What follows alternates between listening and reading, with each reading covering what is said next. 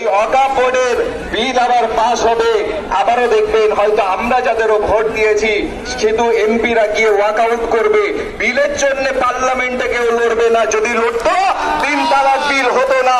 তাই বলবো আজকে এখানে অনেক অ্যাডভোকেট আছে, আমার যতটুকু আমি ওয়াকফ নিয়ে, আমাকে যখন হযরত মাওলানা সিদ্দিকুল্লাহ চৌধুরী সাহেব রাজভবনে ডেকেছিল একটা মিটিং এ আজ থেকে 15 দিন আগে, তখন আমি আলোচনা করে আমি এটা নিয়ে স্টাডি করে দেখলাম যে ওয়াকফ সম্পত্তি গোটা ভারতবর্ষে 30টা বোর্ড আছে, যার মধ্যে পশ্চিমবাংলায় যেমন ওয়াকফ বোর্ড, এই পশ্চিমবাংলার সম্পত্তির দায়িত্ব কিন্তু রাজ্য সরকারের মুখ্যমন্ত্রীর এবং ভূমিমন্ত্রীর।